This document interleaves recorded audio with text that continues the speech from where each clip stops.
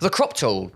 A fairly basic tool, you might think. All it does is simply crop your photos, but there is a lot more to it than just simply cropping in on your images. So today, I thought I'd shine a spotlight on what the actual crop tool can do in Photoshop.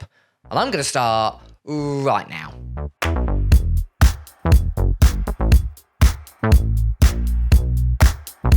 So the first feature is cropping presets. Photoshop have a bunch of presets enabled that you can go ahead and access really quickly to crop to a certain preset.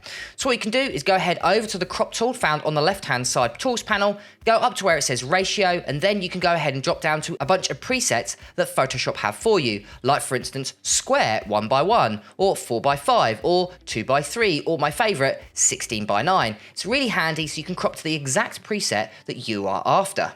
But let's say one of those presets wasn't available. Well, you can go ahead and create your own. Like for instance, my favorite is creating a panoramic, which is a 3x1. And as you can see, that one wasn't available. So what you can do, go to where you can see it says 16x9 in this particular case, or these two icons. What you need to do is type in 3, then go ahead and type in your other ratio, which is 1. And as you can see, you can create your own cropping ratio, which is really handy, especially if you're interested in creating panoramic photos. Now, when you go ahead and crop a photo, you might want to change the composition, for example, and this is where the overlays really help when you're in the crop tool. So at the moment, I've got the rule of thirds, which you can see you've got 2 lines going down and 2 lines going across. So you can go ahead and change the composition to your own heart's desire. But let's say you want to go for the golden spiral example, or maybe diagonal. Well, you've actually got these overlays available. So you want to go to this icon you can find at the top, click, and as you can see, you've got a bunch of overlays and you can see how they supply it. So you've got auto show always, you've got always or never. So let me go ahead and change it to the golden spiral, for example. So what I'm gonna do is crop in slightly, and as you can see, I can go ahead and change it to something slightly different, which is really handy, especially if you're going for a certain look with a certain composition.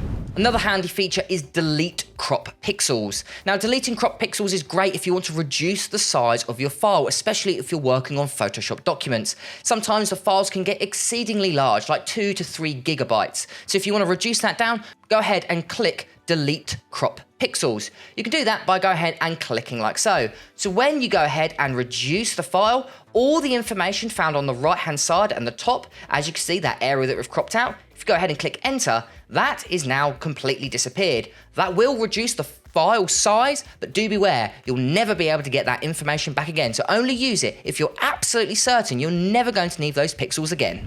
Now, deleting crop pixels is great, but what if you want to expand on your photo? You want to make it actually bigger, change the composition by expanding it. Well, you'll end up having areas that are completely transparent. So how can we fill those in automatically? Well, Photoshop have got a button called Content Aware that will automatically fill it in for you. So what we can do is go ahead, expand on our image. So for instance, let's say, as you can see, we've got this transparent area that has now formed. What we can do is go ahead and click this button. This is our Content Aware button. If you go ahead and click OK, what we'll do is Photoshop will work out what areas need to be filled using the Content Aware tool, and it will fill it in automatically for us. It's a really handy tool. If you'd like to know more, go ahead to the link in the description or the top right hand corner that you can find out more all about the Content Aware tool. Brilliant, and there we go guys, there are a few hidden features that you might not have known about the crop tool. Yes, the crop tool is great for cropping in on images, but I must say these features make it a lot more useful, especially in a professional workflow. So if this particular tutorial helped you out, make sure to write it down in the comments below.